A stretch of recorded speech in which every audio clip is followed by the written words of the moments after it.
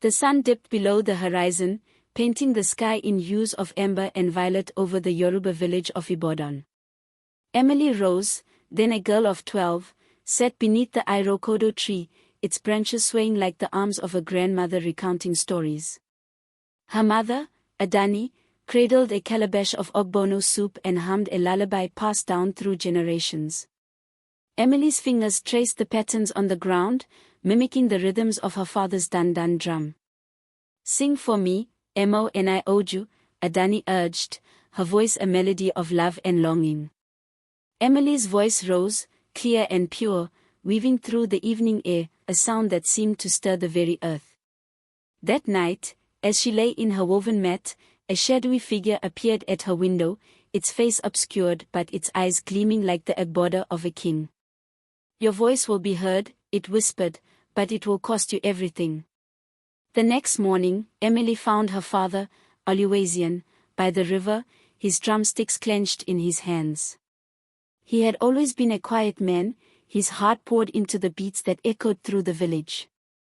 "Listen," he said, pressing a drum into her palms. "The dandan speaks of stories. Your mother's songs tell of the heart. Together, they are a language." Emily's fingers found the rhythm, and the world narrowed to the pulse beneath her fingertips. Yet as the sun rose higher, Adani fell ill, her breath shallow and her hands trembling. The village elder, Baba Olu, warned that the spirits were restless. "Your mother's songs are too potent," he muttered. "They draw eyes from beyond." By the time Adani's health waned, Emily had become the village's unofficial storyteller. She sang at weddings, funerals, and harvest festivals, her voice a balm for grief and joy alike. One dusk, as she knelt by the Ogun River to fetch water, she heard a melody unlike any other, a haunting tune that seemed to rise from the riverbed itself. She followed the sound deeper into the reeds, where a faded Adaya cloth floated atop the water, embroidered with symbols of the Yoruba Orisha. When she touched it, visions flooded her mind, a city of neon lights, a man with a serpent's cunning, and a stage where her voice would tremble the heavens. That night, Baba Olu found her by the river, clutching the cloth. "You've awakened the ASE," he hissed, "the power of creation. But be warned, Lagos is a hungry beast. It devours the souls of those who dare to sing too loud." Emily's heart raced. She thought of the stranger's words, of the cloth's eerie pull, and of her mother's fading breath. "I must go," she whispered. Baba Olu's eyes narrowed. "Then go. But remember, the river's song is a double-edged blade." A week later, a trader named Tand arrived in Ibadan, his cart piled high with kola nuts and tales of Lagos. "The city is a jungle," he said, "but its streets hum with music. There's a place called Studio 777, they pay in gold for voices like yours." Emily's pulse quickened. That night, she packed a satchel with her mother's beads and the Adaya cloth. Before dawn, she kissed her father's weathered cheek and slipped into the forest, guided by the stars. The journey was grueling, but as the city's skyline emerged, its skyscrapers piercing the clouds like modern-day obelisks, Emily felt the river's song surge within her. Yet Lagos was not the paradise she'd imagined.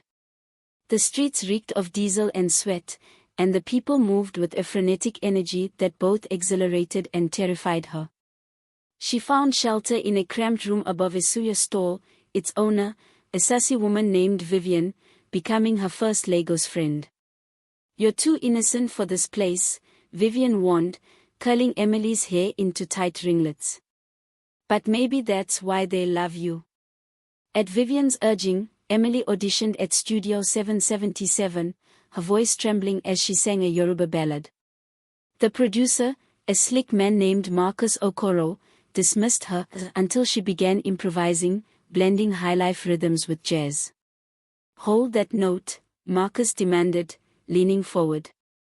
She did, her voice soaring like a phoenix. When the final chord faded, Marcus snapped his fingers. "You're mine, sweetheart." Over champagne and a contract, Marcus painted a picture of fame, billboard charts, a Hollywood crossover, a life of luxury. But as he handed her the pen, Emily glimpsed a scar on his wrist, a coiled serpent, just like the one on the Adaya cloth. Her blood turned to ice. "What's your real name?" she asked.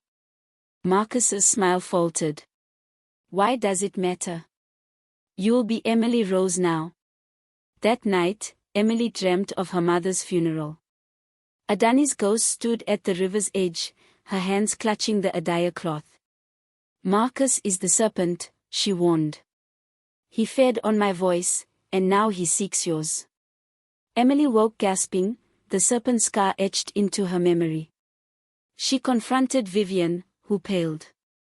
"Marcus Okoro. He's the one who ruined my sister's career." She vanished after signing with him. Determined to flee, Emily packed her things, but found the door locked. A note on her pillow read, "You're already mine." She called her father, but the line went dead. Fear clutched her heart. The river song had led her here, but now it felt like a trap.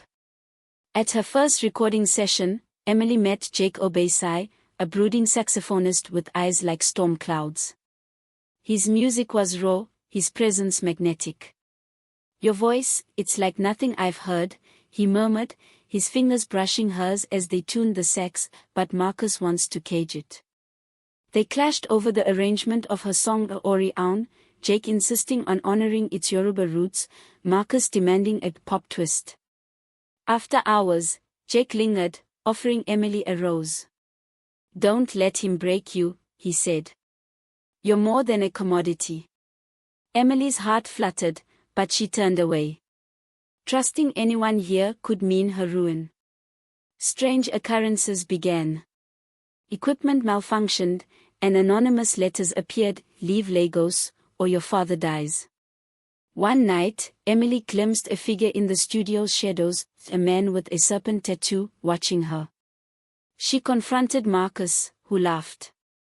"You're paranoid. This is showbiz."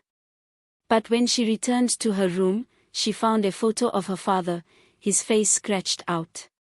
Vivian warned her, "Marcus has eyes everywhere. Even Jake might be in his pocket." Emily's resolve hardened. She'd survive this, but not without a fight. Baba Olu's warning echoed in Emily's mind. She visited a Babalawo in Lagos's Yoruba quarter, who examined the cloth. "This is a age," he said, his voice trembling. "A curse placed on your mother by a jealous spirit. Marcus seeks to harness its power. If you sing, the curse will awaken." Emily's knees buckled. "Then I must stop." But the Adaya glowed in her hands, its symbols burning her skin. She had to choose silence, or risk the curse's wrath. At her debut concert, Emily stood under the Studio 777 marquee, her throat tight. The crowd roared as she stepped onto the stage. Marcus's grin was a blade. "Sing for them, sweetheart." She opened her mouth, and the Adaya air symbols flared, the river's song flooding her veins. Her voice erupted, a storm of Yoruba chants and jazz improvisation. The crowd fell silent, mesmerized. But as the final note faded, the lights went out. In the darkness, a laugh echoed, deep, serpentine. Marcus's voice hissed, "Now you're truly mine."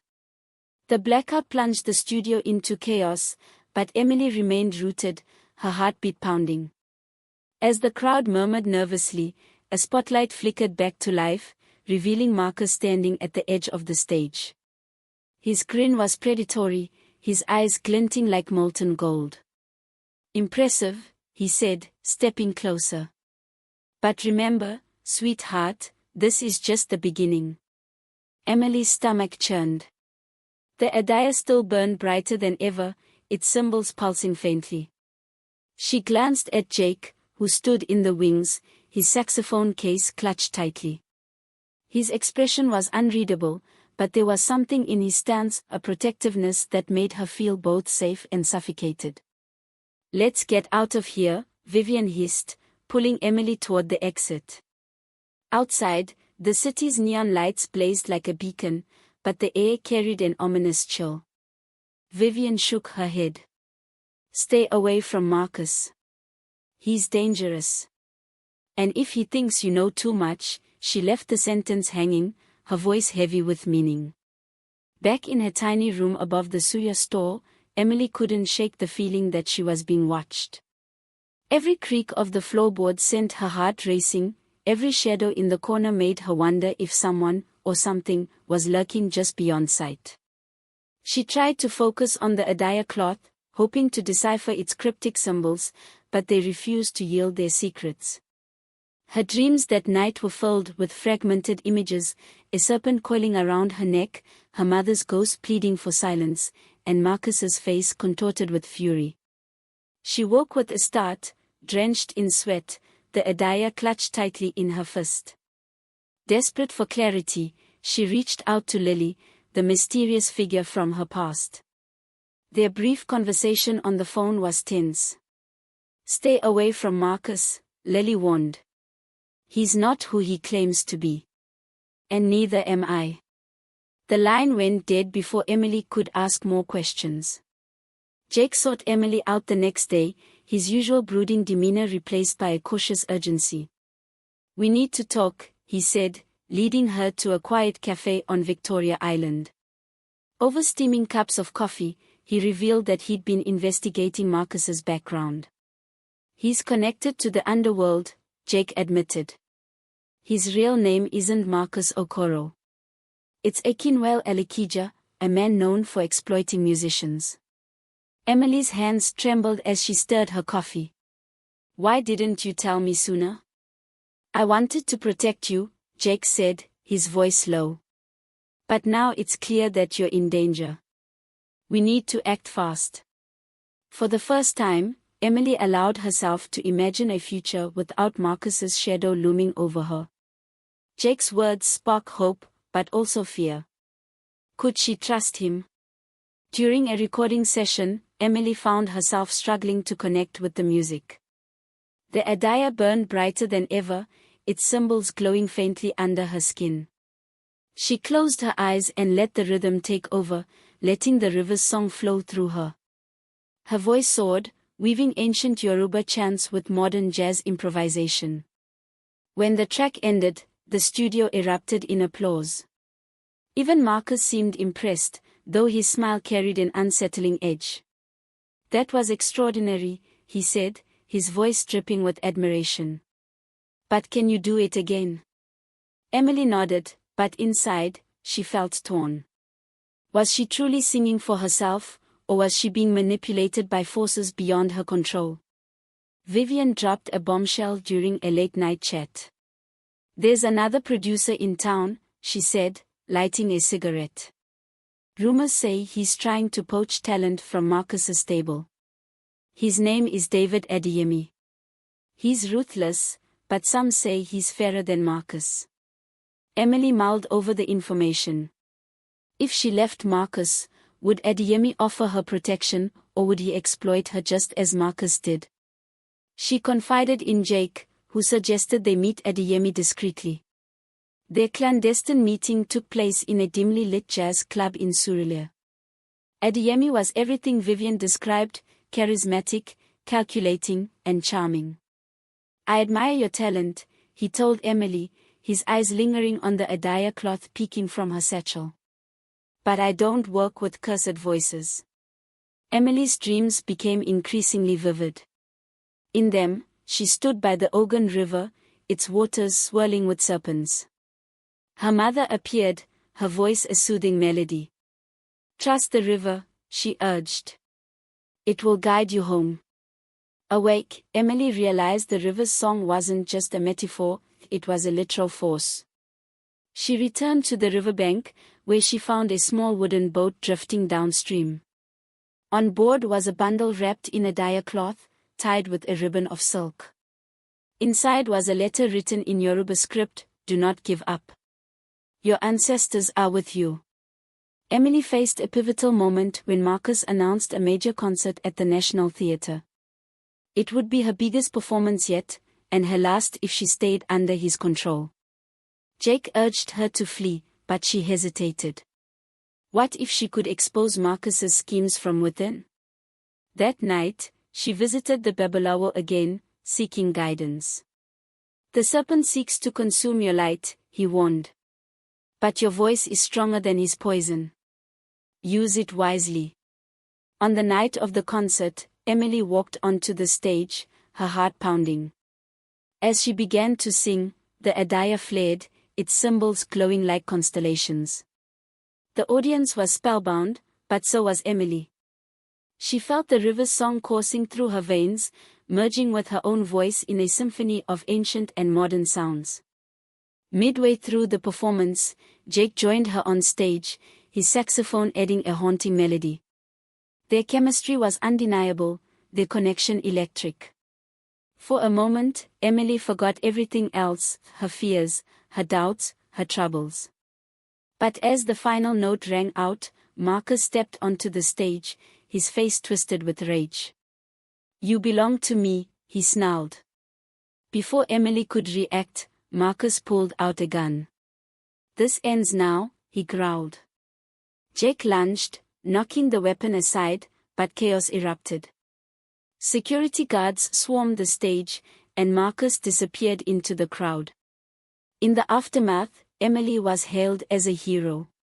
The incident made headlines across Lagos, exposing Marcus's criminal ties. But Emily knew she wasn't safe yet. With Jake's help, Emily went underground, disappearing from the public eye. She returned to Ibadan briefly, where she buried her mother's Adaya cloth in the sacred riverbed. "Rest easy," she whispered. "I'll carry your legacy."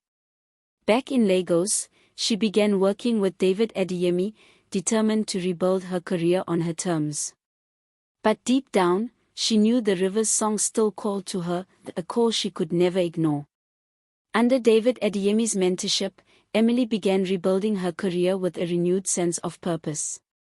She recorded a series of tracks blending traditional Yoruba rhythms with contemporary jazz, each song telling a story of resilience and hope. Her new sound quickly gained traction, earning her the nickname The Phoenix among fans and critics alike.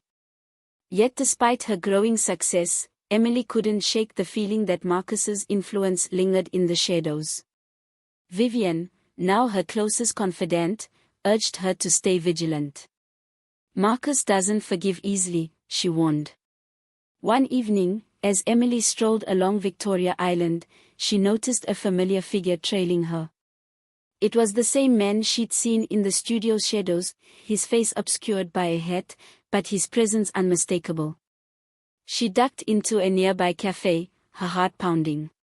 When she looked out the window, the man was gone, leaving behind a single red rose on her car seat. Vivian analyzed the rose, her eyes narrowing. "Red roses are Marcus's calling card. He's warning you." Emily shivered. The serpent's presence loomed larger than ever. Emily confronted David about Marcus's involvement in the music industry. "He's a parasite," David admitted, his tone grave. "But he's also powerful. If you want to break free, you'll need allies." David introduced her to a network of musicians and activists who shared her disdain for Marcus's exploitative practices. Among them was Lola Adeyemi, David's sister, a fierce advocate for artists' rights. "We've been waiting for someone like you," Lola said, her eyes sparkling with determination. Inspired by her newfound allies, Emily wrote a song titled A Serpent's End. The lyrics spoke of defiance, resilience, and the power of unity. During a secret recording session, she performed the track for her inner circle. Jake, who had reconnected with her after their performance together, listened intently. "This is your anthem," he said, his voice thick with emotion. "But you can't do this alone." Emily smiled, her heart swelling with gratitude. Emily's new album, Echoes of the River, debuted to critical acclaim. Its fusion of highlife, jazz, and traditional Yoruba chants captured the imagination of audiences worldwide. Vivian styled her in bold, retro-inspired outfits, while Lola helped promote the album through grassroots campaigns. The album's success caught the attention of international record labels, but Emily remained cautious. She knew Marcus wouldn't give up without a fight. One stormy night, Emily received a mysterious package. Inside was a photograph of her father, his face scratched out, along with a note, "Give up the Adaya, or he dies." Emily's hands trembled as she held the photo. She immediately contacted Vivian, who arranged a meeting with Lola and Teo Ogunbayi. "We need to act now," Teo said, his voice urgent. "Marcus is escalating. If we don't expose him, he'll destroy you, and countless others." Emily returned to Ibadan, seeking guidance from the Babalawo once more. The old man examined the Adaya cloth, his brow furrowed. "The serpent seeks to claim your voice," he said. "But your ancestors have chosen you as their vessel. Use their power wisely, or risk losing yourself entirely." Emily felt a surge of determination. She couldn't run anymore. She had to confront Marcus head-on. Back in Lagos, Emily, Jake, and Lola devised a plan to expose Marcus's criminal activities. They gathered evidence from musicians who had fallen victim to his exploitation, including interviews and recordings. Teo promised to publish the exposé in his newspaper, but warned them to tread carefully. As the exposé neared publication, Marcus retaliated. Jake's younger brother was kidnapped, and Emily received a chilling ultimatum: surrender the Adaya or face dire consequences. Desperate, Emily sought Lily's help. "The Adaya holds the key to breaking Marcus's hold," Lily explained. "But the ritual requires sacrifice. Are you willing?" Emily hesitated, but the thought of Jake's brother being harmed gave her no choice. "Do it," she said, tears streaming down her face. The night of the ritual, Emily stood by the Ogun River, the Adaya glowing brightly in her hands. Jake, Lola, and Teo waited nearby, ready to intervene if necessary. As the moonlight bathed the river in silver, Emily began the chant, her voice rising like a prayer. The symbols on the Adaya flared, and the river surged with energy. Suddenly, a figure emerged from the water, a serpent-like entity, its scales glinting like diamonds. Marcus arrived, his eyes wild with rage. "You've meddled in things you don't understand," he snarled, drawing a gun.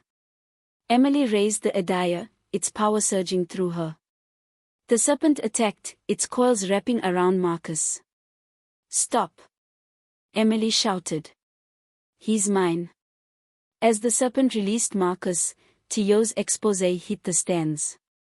Marcus's empire crumbled, and he was arrested. Emily, Jake, and Lola were hailed as heroes.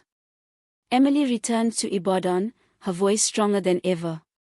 She founded a music school to empower young artists, blending tradition with innovation. Her journey had taught her that true power lies not in fame or fortune, but in the stories we tell and the connections we forge. Would you like me to continue with chapters 51 to 60? Yes. Profile. Quen 2.5 Turbo. 7:23 a.m. Absolutely. Let's continue Emily's journey as she builds a new life and faces fresh challenges in the wake of Marcus's downfall. The School of Voices. Emily threw herself into her new mission, opening the School of Voices in Ibadan. The school became a sanctuary for young musicians, blending traditional Yoruba music with modern techniques. Emily's students idolized her, calling her Eo Ilegba, the goddess of communication and creativity. Jake became her partner, teaching saxophone and helping her manage the school. Together, they created a vibrant community where art thrived. Despite the school's success, Emily couldn't shake the feeling that Marcus's influence lingered. One evening, she received a letter addressed to her mother. "You think you've won, but the serpent sleeps only to awaken." Emily showed the letter to Jake, who grew serious. "We need to be careful. Marcus may have lost, but his allies remain. A rival producer, Samuel Adejumo, emerged on the scene. Known for his aggressive tactics, Samuel targeted Emily's students, promising fame and fortune in exchange for their loyalty. Emily recognized the pattern. Samuel was a wolf in sheep's clothing. She rallied her allies, including Lola and Teo, to expose Samuel's methods. Together, they launched a campaign to educate young musicians about the dangers of exploitation. One of Emily's brightest students, Kemi, began exhibiting strange behavior. She started skipping classes and sneaking off to meet Samuel.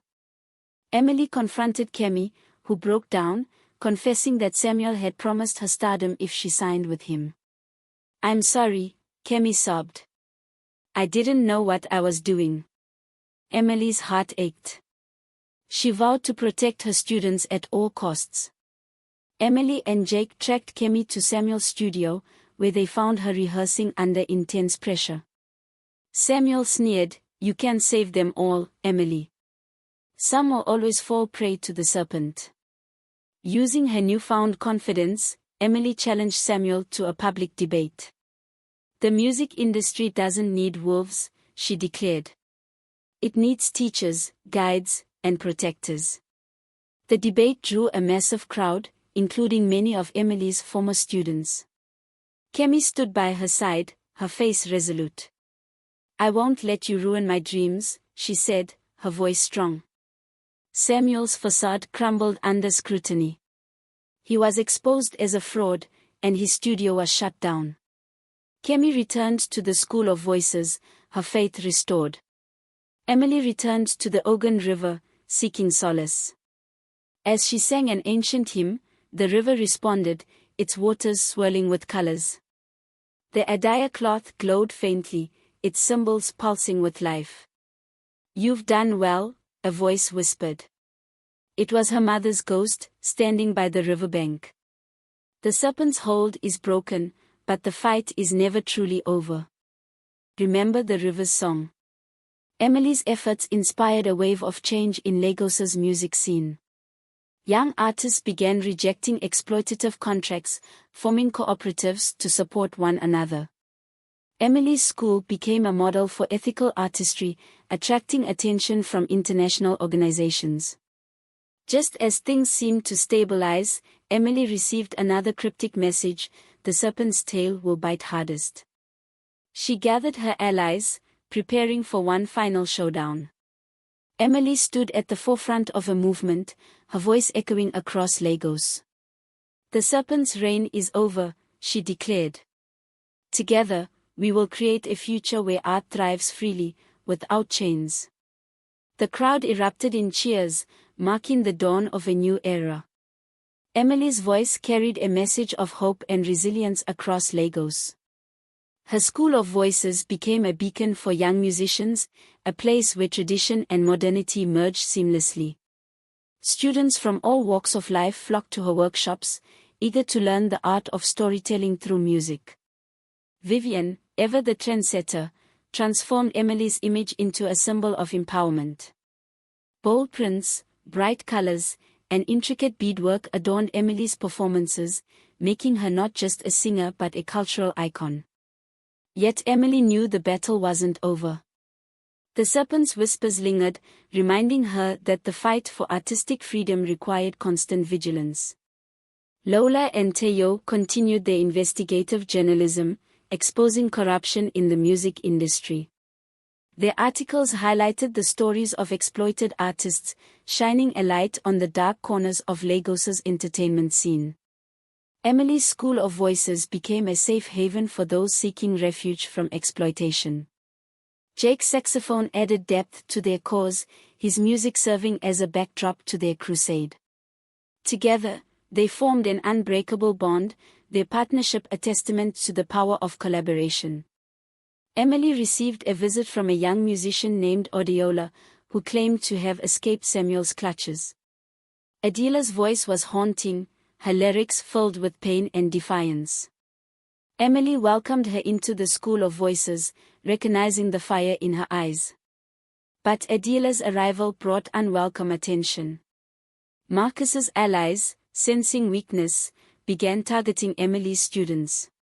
One by one, threats surfaced, each more sinister than the last. Emily convened a meeting with her allies, including Lola, Teo, and Jake. "We can't fight alone," she declared. "We need to unite our voices, not just as artists, but as advocates." The group drafted a manifesto, outlining principles of ethical artistry and fair compensation. They reached out to international organizations, seeking support for their cause. A new threat emerged in the form of Chidi Okoye, a smooth-talking producer who promised young artists the world. Chidi's charm masked a ruthless ambition, and his methods mirrored Marcus's. Emily recognized the pattern and vowed to stop him before he could ensnare her students. Emily returned to the Ogun River, seeking guidance. The water shimmered with an otherworldly glow, and the Adaya cloth pulsed faintly in her hands. "The serpent's legacy runs deep," a voice whispered. "But its power fades when faced with truth." Nigeria's political tensions erupted, and Emily's music became a rallying cry for peace. Jake, ever the activist, joined her on stage, their performances a blend of protest and celebration. Their love deepened, their connection forged in the fires of adversity. Yet Jake's activism put him in danger, and Emily feared losing him to the chaos. Chidi orchestrated a smear campaign against Emily, accusing her of elitism and greed. His words spread like wildfire, damaging her reputation. Emily's allies rallied to her defense, but the damage was done. Emily organized a massive concert at the National Theatre, inviting artists from across Nigeria to join her. The event became a symbol of resistance, drawing attention to the injustices plaguing the music industry. Chidi attempted to disrupt the concert, but his plans unraveled under the weight of public scrutiny. Emily's voice soared, her lyrics a call to action. As the concert concluded, Emily stood on stage, her heart full. The Adaya cloth glowed brightly, its symbols dancing like fireflies. "The serpent's reign is over," she declared. "But the river's song will guide us forward." The crowd erupted in applause, marking the dawn of a new era. The concert's success cemented Emily's status as a cultural icon, but it also drew the ire of lingering factions tied to Marcus and Chidi. Emily's allies remained steadfast, but tensions simmered beneath the surface. Jake, ever vigilant, kept a watchful eye on Emily's safety. "We can't let our guard down," he said, his voice firm. "The serpent's allies are cunning." Emily faced a moral dilemma when a popular artist approached her with a request: use her influence to sway public opinion in exchange for financial backing. Emily refused, knowing such compromises would undermine her principles. Jake admired her integrity, but the stress of balancing art and activism weighed heavily on her. Emily returned to the Ogun River, seeking clarity. The water shimmered with an ethereal glow, and the Adaya cloth pulsed faintly. "Truth is the greatest weapon," a voice whispered. "But it must be wielded wisely."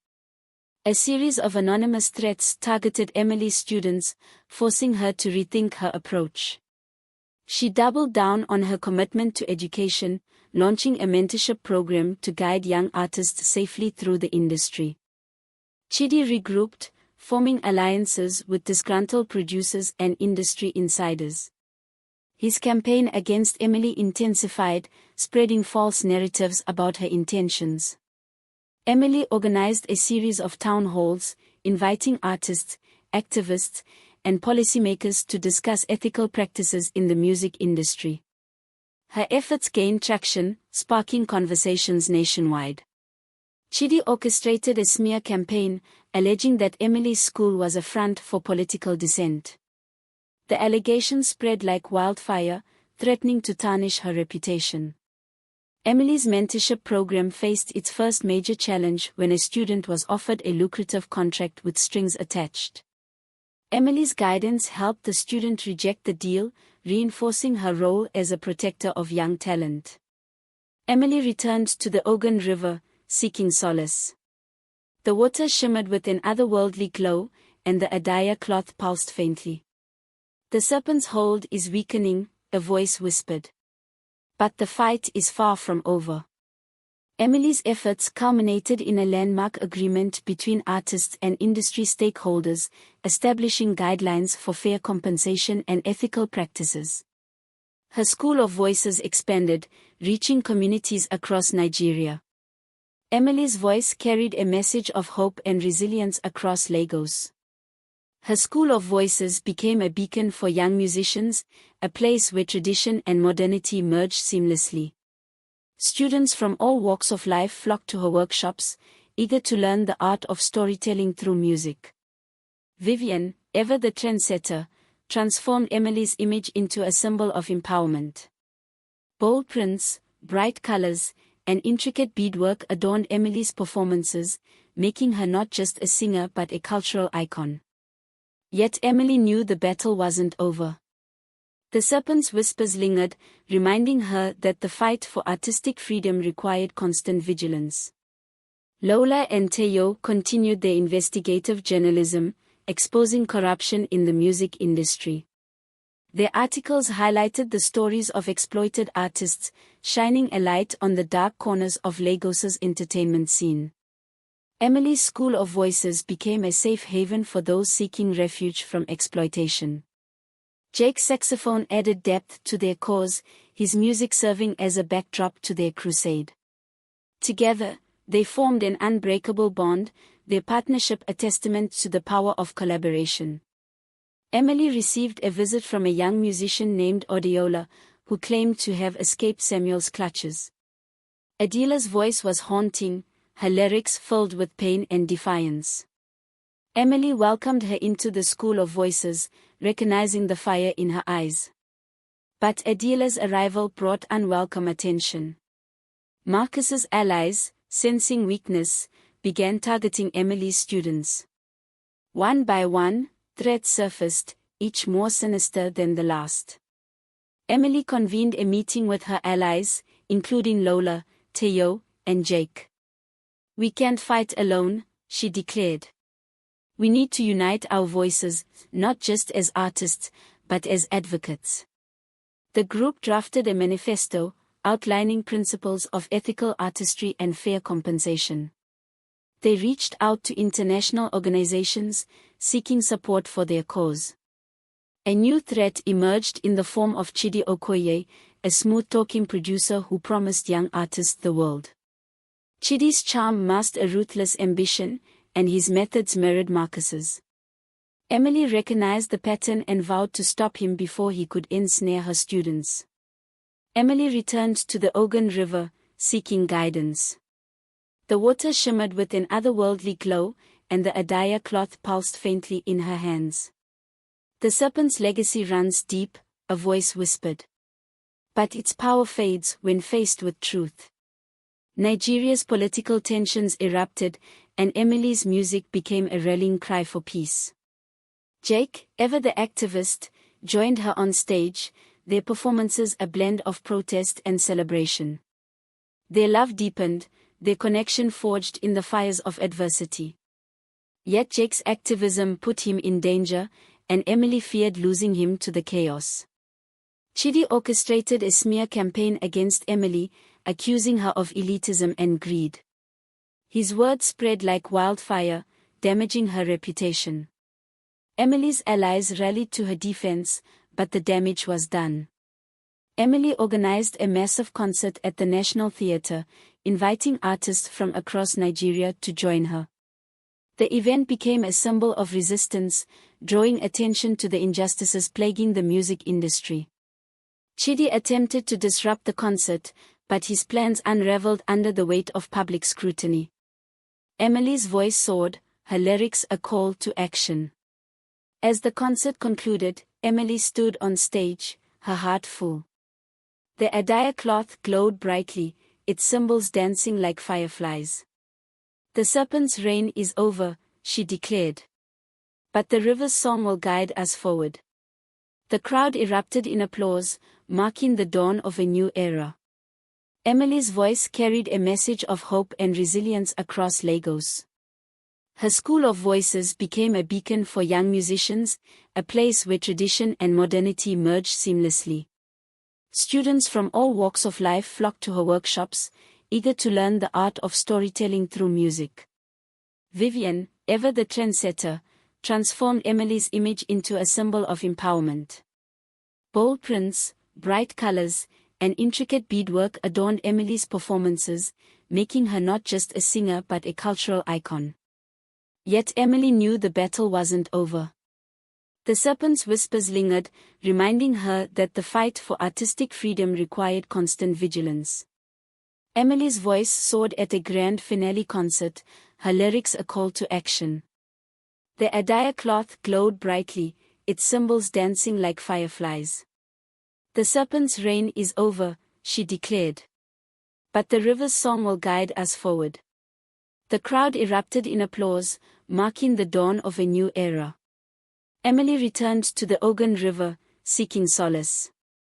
The water shimmered with an otherworldly glow, and the Adaya cloth pulsed faintly. "The serpent's hold is weakening," a voice whispered. "But the fight is far from over."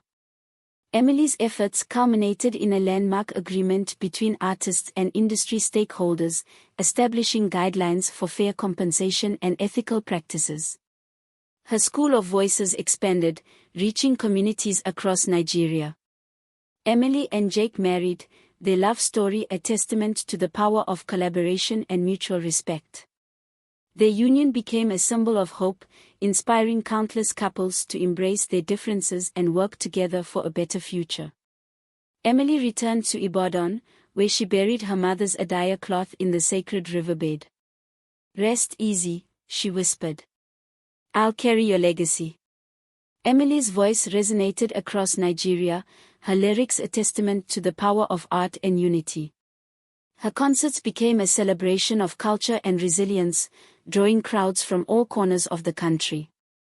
Emily received a visit from Lily, who revealed a shocking truth: Emily's mother had been a revolutionary artist, silenced by the very forces Emily now fought against. "You fulfilled her dream," Lily said, her eyes glistening with pride. Emily uncovered Marcus's final secret: he had been part of a larger conspiracy to suppress artistic freedom. With her allies, she exposed the truth, ensuring justice for countless exploited artists. Emily returned to Lagos, her voice stronger than ever. She founded a foundation to support young artists, blending tradition with innovation. Her journey had taught her that true power lies not in fame or fortune, but in the stories we tell and the connections we forge. The Adaya cloth glowed faintly, its symbols dancing like fireflies. Emily smiled, knowing the river's song would guide her forever. Years later, Emily's school of voices stood as a testament to her vision. Artists from across Nigeria gathered annually to celebrate her contributions, their voices rising in harmony. The river's song lived on, a reminder of the power of art and the enduring strength of those who dared to sing.